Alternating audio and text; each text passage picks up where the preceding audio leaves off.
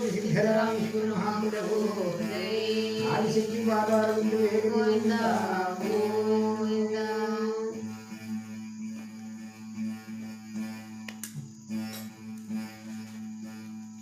ಎಲ್ಲ ಶರಣ ಬಂಧುಗಳಲ್ಲಿ ಶರಣಾರ್ಥಿಗಳು. ಈ 3ನೇ ಅಧ್ಯಾಯದ ಭಾಗ 1ರಲ್ಲಿ ನಿನ್ನೆ ಮಧುಕೈಟಭರು ಮತ್ತು ಶ್ರೀಮನ್ ಮಹಾವಿಷ್ಣುವಿನ ಮೇಲೆ 1000 ವರ್ಷಗಳ ಕಾಲ ಯುದ್ಧವನ್ನು ಮಾಡಿ ಗದಾಯುದ್ಧದಲ್ಲಿ ಯಾರು ಕೂಡ ಸೋಲನ್ನು ಅನುಭವಿಸಲಿಲ್ಲ ಮತ್ತು ಇನ್ನೂ ಯುದ್ಧದಲ್ಲಿ ಉತ್ಸುಕರಾಗಿ ಯುದ್ಧವನ್ನು ಮಾಡಲಿಕ್ಕೆ ಬರ್ತಾ ಇದ್ದಾರೆ ಅಂತಕ್ಕಂಥ ವಿಚಾರವನ್ನು ತಿಳ್ಕೊಂಡಿದ್ದು. ಈಗ ಗದಾಯುದ್ಧದಲ್ಲಿ 1000 ವರ್ಷವನ್ನು ಕಳೆದು ಮತ್ತೆ ಕತ್ತಿ ಕಠಾರಿಗಳಿಂದ ಯುದ್ಧವನ್ನು ಶುರು ಮಾಡ್ತಾ ಇದ್ದಾರೆ ಎನ್ನುವುದಕ್ಕೆ ನಿಲ್ಲಿಸಿದ್ದು. ಇಲ್ಲ, ಅಲ್ಲಿಂದ ಈಗ ಪ್ರಾರಂಭ ಆಗ್ತಾ ಇದೆ.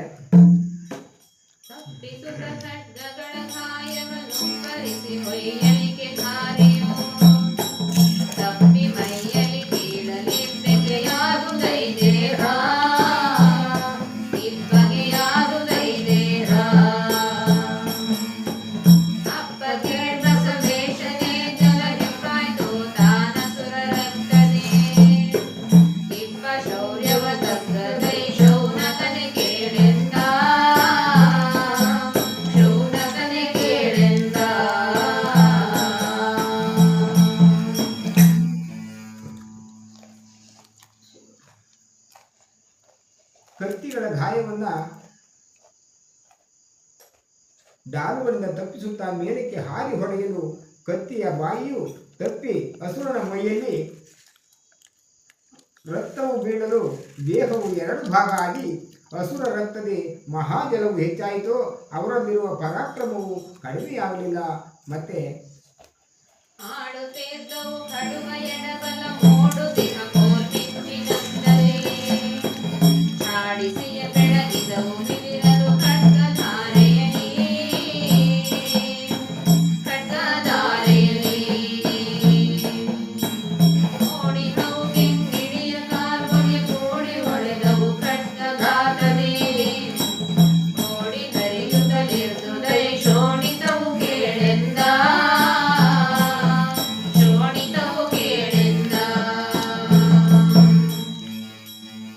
ಕತ್ತಿಗಳು ಮೂಗುತ್ತಿರುವ ಕೋಲ್ಮೀನಿನಂತೆ ಎಡಬಲದಲ್ಲಿ ಆಡ್ತಿದ್ದವು. ಝಾಡಿಸಿ ಅಲ್ಲಾಡಿಸಲು ಶಕ್ತಿಗಳ ತುದಿಯಲ್ಲಿ ಕೆಂಪು ಕಿಡಿಗಳು ಹುಟ್ಟುತ್ತಿದ್ದವು. ಕಪ್ಪು ಹೊಗೆಯೊಡನೆ ಹೊಳೆದವು. ಕತ್ತಿಯ ಗಾಯದಿಂದ ರಕ್ತವು ನೀರಿನ ಧಾರೆಯಂತೆ ಹರಿಯುತ್ತಿತ್ತು ಎಂಬುದಿಗೆ ಮತ್ತೆ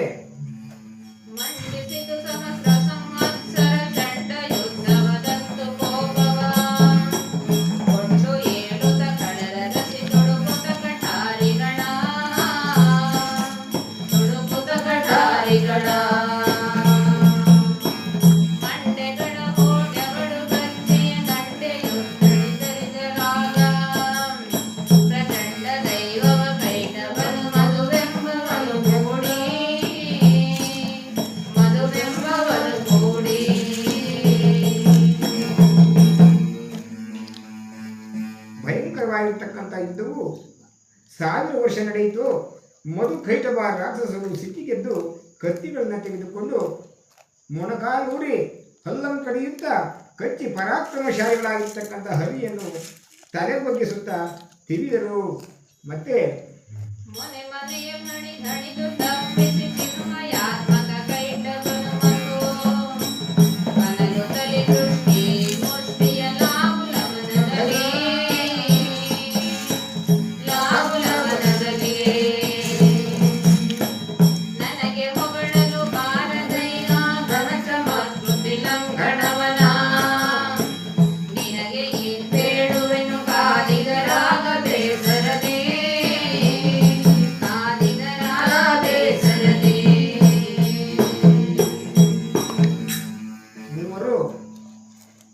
ಕತ್ತಿಯಿಂದ ಹೊಡೆದು ತಪ್ಪಿಸುತ್ತಾ ಸಿಟ್ಟಿಗೆದ್ದು ಬಹು ವಿಚಾರದಿಂದ ಹಿಡಿದು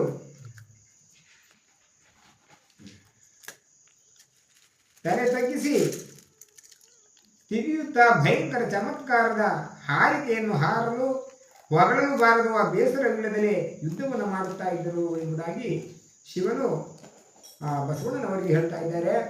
ಈ ಪರಿಯಲ್ಲಿ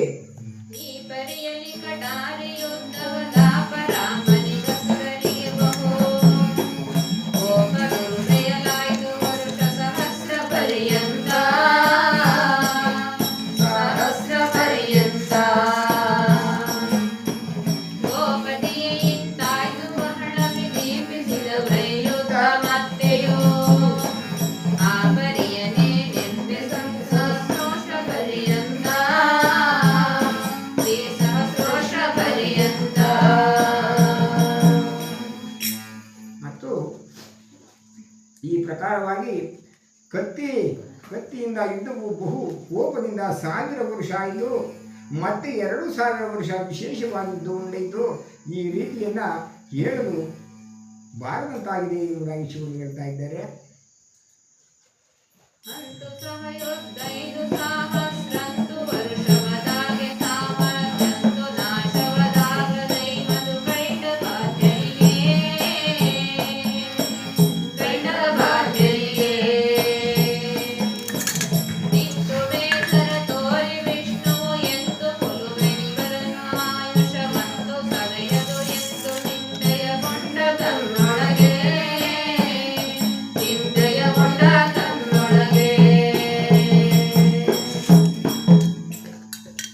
ಹೀಗೆ ಅಂತೂ 5000 ವರ್ಷ ಯುದ್ಧ ನಡೆದರೂ ಕೂಡ ಆ ಮಧುಕೈಟಭರ ಸಾಮರ್ಥ್ಯ ಅಂತಕ್ಕಂಥದ್ದು ಕಡಿಮೆಯಾಗಲಿಲ್ಲ. ವಿಷ್ಣುವಿಗೆ ಬೇಸರವಾಯಿತು. 5000 ವರ್ಷಗಳ ಕಾಲ ಯುದ್ಧವನ್ನು ಮಾಡಿದರೂ ಇವರ ಆಯುಷ್ಯ ಮುಗಿಯಲಿಲ್ಲ, ಕಡಿಮೆಯಾಗಲಿಲ್ಲ. ಇವರನ್ನು ಹೇಗೆ ಕೊಲ್ಲಬೇಕೆಂಬುದಾಗಿ ತನ್ನಲ್ಲಿಯೇ ಚಿಂತೆ ಉಳ್ಳವನಾಗಿದ್ದರು. ಮತ್ತು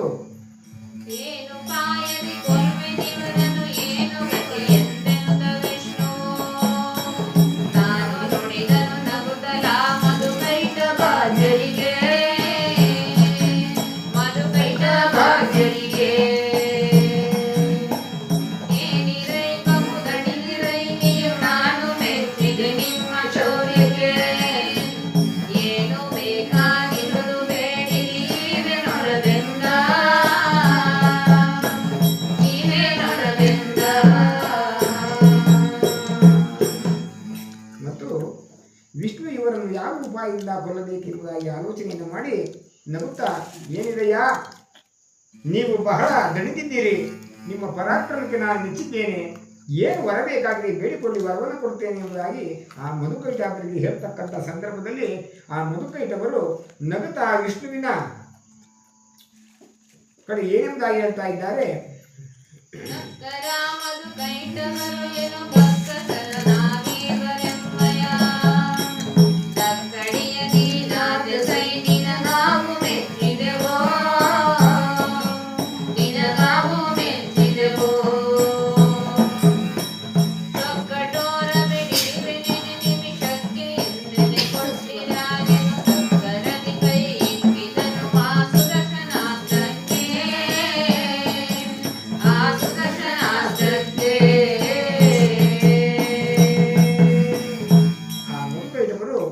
ನಕ್ಕು ಆ ವಿಷ್ಣುವಿನ ಕೂಡ ಕಠಿಣತರವಾದ ನಮ್ಮಿಬ್ಬರ ಧಕ್ಕೆಯನ್ನು ನೀನು ತೆಗೆದುಕೊಂಡು ಒಳಿತು, ನಿನಗೆ ನಾವು ಮೆಚ್ಚಿದ್ದೇವೆ, ಮೇಲಾದ ವರವನ್ನು ಬೇಡು, ಈಗಲೇ ವರವನ್ನು ಕೊಡುತ್ತೇವೆ ಎಂಬುದಾಗಿ ವಿಷ್ಣುವಿಗೆ ತಿರುಗಿ ಹೇಳುತ್ತಿದ್ದಾಗ ಆ ಪ್ರೇಮದಿಂದ ಸುದರ್ಶನ ಚಕ್ರವನ್ನು ಕೈಯಲ್ಲಿ ಹಿಡಿದು ವಿಷ್ಣು ಏನನ್ನು ಮಾಡ್ತಾ ಇದ್ರು.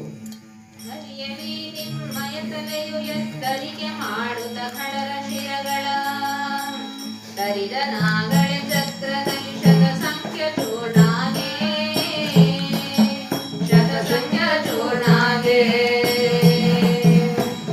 ಅರಣವಳಿದ ಕಡರ ಕಾಣುತ್ತ ಹರಿಯ ಸುದೆ ಮಾಡಿದನು ಕಮಲಜ ಪರಮ ಶಾಂಭವಿ ತ್ರಾಹಿ ತ್ರಾಹಿ ತ್ರಾಹಿ ಎಂದೆನುತ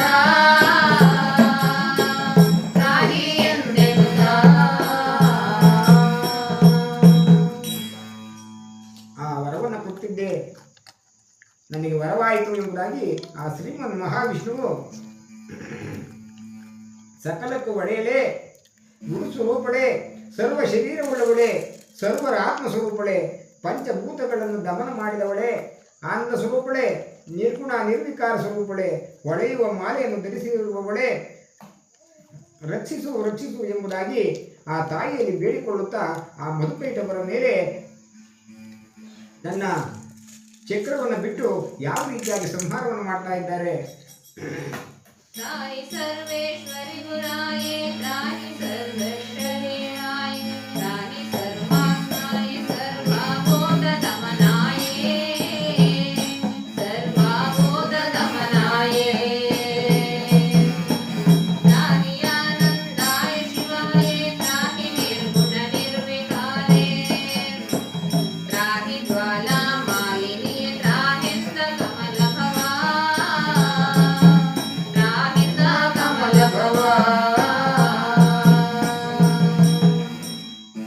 ಹೊಳೆಯುವ ಬಂಗಾರದ ಆಭರಣವುಳ್ಳವಳೆ, ಬಹಳ ಹೊಳೆಯುವ ಬಂಗಾರದ ವರ್ಣದವಳೆ, ಪ್ರಕಾಶ ರೂಪ ಸುಂದರಳೆ, ಹೊಳೆಯುವ ಖಡ್ಗಧಾರಳೆ, ಬಹುಶೂರಳೆ, ದೊಡ್ಡ ಧ್ವನಿ, ಕೆಂಪಾದ ಕಣ್ಣು, ಹೊಳೆಯುವ ಕೋರೆಯ ಹಲ್ಲು, ಕೆಂಪು ವಸ್ತ್ರಗಳಿಂದ ಭೀಕರ ಸ್ವರೂಪಗಳೇ, ರಕ್ಷಿಸು ರಕ್ಷಿಸು ಎಂಬುದಾಗಿ ಆ ಜಗನ್ಮಾತೆಯನ್ನು ಬೇಡಿಕೊಳ್ಳುತ್ತಾ ಆ ಶ್ರೀಮನ್ ಮಹಾವಿಷ್ಣು ಏನೆಂಬುದಾಗಿ ಹೇಳ್ತಾ ಇದ್ದಾರೆ. तप्तकाञ्चन भूषणीय महतप्तकाञ्चन वर्णे केवला तप्त सौन्दर्य तप्त खड्गे तप्त महशौर्ये तप्त महशौर्ये तप्त महरणे तप्त भीषणे तप्त नयने तप्त दृष्टे तप्त अम्बर त्राहि त्राहि यन्द कमल भवा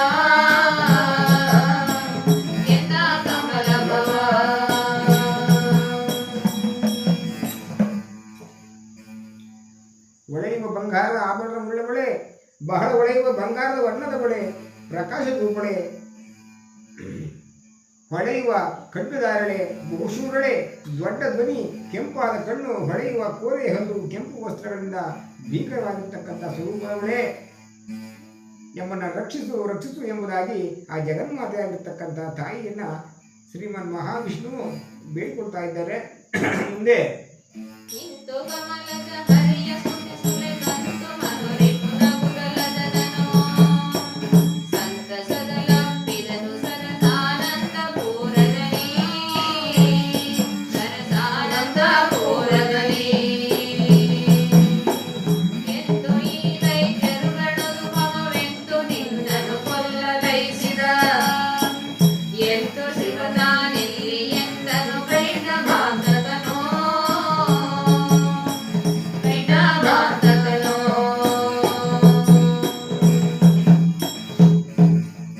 ಈ ಪ್ರಕಾರವಾಗಿ ಬ್ರಹ್ಮನು ಆ ದೇವಿಯ ಸ್ವರೂಪದ ವಿಷ್ಣುವನ್ನ ಸ್ತುತಿಸುತ್ತಿರುವಾಗ ವಿಷ್ಣು ನಗುತ್ತಾ ಪೂರ್ಣಾನಂದ ಸ್ವರೂಪನಾಗಿ ಆ ಬ್ರಹ್ಮನನ್ನು ಒಪ್ಪಿಕೊಂಡು ಈ ರಾಕ್ಷಸರ ಉತ್ಪತ್ತಿ ಹೇಗಾಯಿತು, ನಿನ್ನನ್ನು ಹೇಗೆ ಕೊಲ್ಲಲು ಇಚ್ಛಿಸಿದರು, ಶಿವನು ಎಲ್ಲಿರುವನು ಎಂಬುದಾಗಿ ಆ ಪ್ರಶ್ನೆಯನ್ನು ಮಾಡ್ತಾ ಇದ್ದಾರೆ ಮಹಾವಿಷ್ಣು. ಆ ಬ್ರಹ್ಮದೇವರು ಏನು ಹೇಳ್ತಾ ಇದ್ದಾರೆ.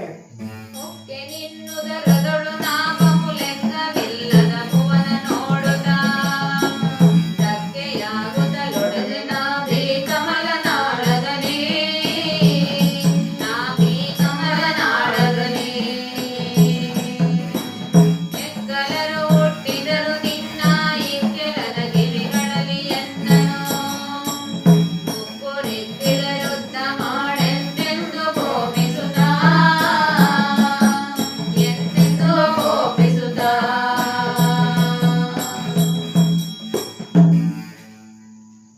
ಹರಿಯೇ, ನಿನ್ನ ಉದರದಲ್ಲಿ ನಿನ್ನ ಹೊಟ್ಟೆಯಲ್ಲಿ ನಾನು ಹೊಕ್ಕು ಅನೇಕ ಲೋಕಗಳನ್ನ ನೋಡುತ್ತಾ ದಾರಿ ಕಾಣದೆ ಕಷ್ಟಪಟ್ಟು ಕಮಲದಂತಿರುವ ನಿನ್ನ ಹೊಕ್ಕಳಿನಿಂದ ಹೊರಕ್ಕೆ ಬಂದೆ. ಇನ್ನೆರಡು ಕಿವಿಗಳಿಂದ ಈ ರಾಕ್ಷಸರು ಹುಟ್ಟಿ ಯುದ್ಧ ಮಾಡೆಂದು ಸಿಟ್ಟಿನಿಂದ ನನ್ನನ್ನು ಮುತ್ತಿದರು ಎಂಬುದಾಗಿ ಹೇಳುತ್ತಿರುವಾಗ ಆ ಶ್ರೀಮನ್ ಮಹಾವಿಷ್ಣು ಮತ್ತೆ ಏನು ಹೇಳ್ತಾ ಇದ್ದಾರೆ. ನೋಡಿದೆನು ನನ್ನೊಳಗೆ ಈ ಮೂಢರೆಂದೆಳೆವ ಶೌರ್ಯದ ಬಾಡ ಕಾಣದೆ ನೆನೆದೆ ದೇವಿಯ ಪಾದ ಪಂಕಜವಾ ದೇವಿಯ ಪಾದ ಪಂಕಜವಾ ಮಾಡು ವಿಷ್ಣುವಿಗೆ ಚೇತನವನಿ ಮಾಡು ರಕ್ಷಣೆಯನನು ದೇ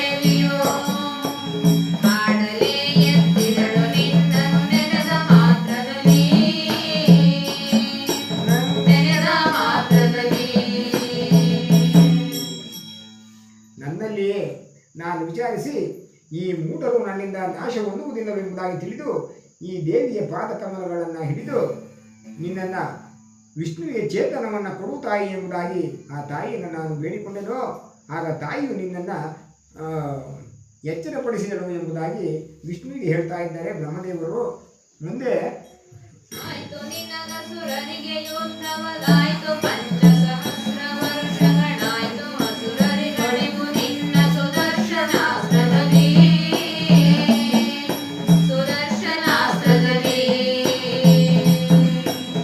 ಆಯ್ತು ಎನಗೆಯು ಹರುಷ ಪ್ರಾರಂಭದಾಯ್ತು, ಬ್ರಹ್ಮಾಂಡೊಡುವು ನಿನ್ನಿಂದಾಯ್ತು, ಶಿವನನು ಕಾಣೆ ನಾನೆಂಬೆಂಬುದವು ಜಗವಾ.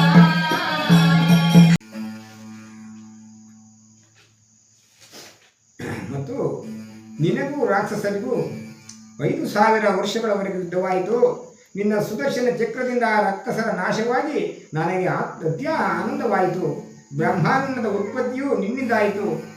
ಶಿವನನ್ನು ಕಾಣನೆಂಬುದಾಗಿ ಬ್ರಹ್ಮನು ನುಡಿದನು. ಮತ್ತು ಈ ಮರುಕೈಟವರೆಂದರೆ ಯಾರು, ಅವರ ನಾಶದಿಂದ ಬ್ರಹ್ಮಾಂಡ ಹೇಗೆ ಹುಟ್ಟಿತು, ಇದರ ವಿಚಾರ ಅವಶ್ಯಕವಾಗಿರ್ತಕ್ಕಂಥದ್ದು.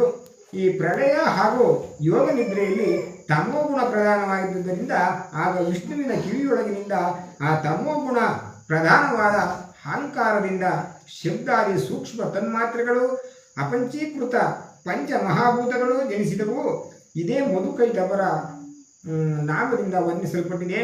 ಬ್ರಹ್ಮನು ತನಗೆ ವಿಘ್ನರಾದ ಮಧುಕೈಟವರನ್ನು ತನ್ಮಾತ್ರೆ ಪಂಚಮಹಾಭೂತಗಳನ್ನು ದಮನ ಮಾಡಿದ ವಿನಃ ಈ ಜಗತ್ತಿನ ಉತ್ಪತ್ತಿಯಾಗುವುದಿಲ್ಲವೆಂದು ತಿಳಿದು ದೇವಿಯ ಧ್ಯಾನವನ್ನು ಮಾಡಿದನು. ಆದಿಶಕ್ತಿಯು ತನ್ನ ತಾಮಸಿಯಾದ ಮಹಾಕಾಲಿ ರೂಪದಿಂದ ಜಗತ್ತಿನ ಹಿತಕ್ಕೋಸ್ಕರ ವಿಷ್ಣುವಿನ ಶರೀರದಲ್ಲಿ ಸೇರಿ ಸುದರ್ಶನ ಚಕ್ರದಿಂದ ಮಾಡಿದ ಪಂಚೀಕರಣವೇ ಮಧುಕೈಟವರ ಸಂಹಾರ ರೂಪದಿಂದ ವರ್ಣಿಸಲ್ಪಟ್ಟಿದೆ. ಪಂಚೀಕರಣ ಮೊದಲು ಪ್ರತಿಯೊಂದು ಪಂಚಮಹಾಭೂತಗಳನ್ನು 2 ಭಾಗವನ್ನು ಮಾಡಿ ಆ 2 ಭಾಗಗಳಲ್ಲಿ ಒಂದೊಂದು ಹಾಗೆಯೇ ಇಟ್ಟು ಉಳಿದ ಭಾಗವನ್ನು 4 ಭಾಗಗಳನ್ನು ಮಾಡಿ ಹಾಗೆಯೇ ಇದ್ದ ಅರ್ಧ ಭಾಗಗಳಲ್ಲಿ ತಮ್ಮ ಅಂಶವನ್ನು ಬಿಟ್ಟು ಉಳಿದ 4 ಭೂತಗಳ ಅಷ್ಟಮಾಂಶಗಳನ್ನು ಸೇರಿಸಲು ಪಂಚೀಕರಣವಾಯಿತು. ಇದೇ ಸ್ಥೂಲ ಬ್ರಹ್ಮಾಂಡದ ಉತ್ಪತ್ತಿಗೆ ಕಾರಣವಾಯಿತು ಎಂಬುದಾಗಿ ಬ್ರಹ್ಮದೇವರು ಹೇಳ್ತಾ ಇದ್ದಾರೆ.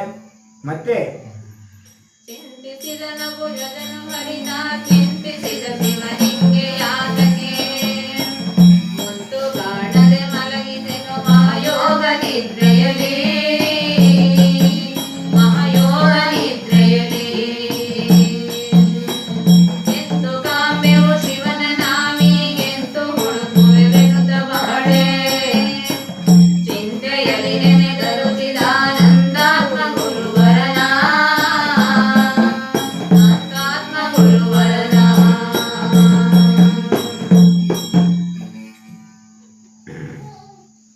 ಇತ್ತ ಹರಿಯು ಆ ಶಿವನಿಗೆ ಎದುರಿಗೆ ಕಾಣದೆ ಬಹುಯೋಗ ನಿದ್ರೆಯಲ್ಲಿ ಯಾಕೆ ಮಲಗಿದನು ಎಂದು ಚಿಂತಿಸುತ್ತಿರುವಾಗ ಬ್ರಹ್ಮನು ಚಿಂತಿಸಿದನು. ಶಿವನನ್ನು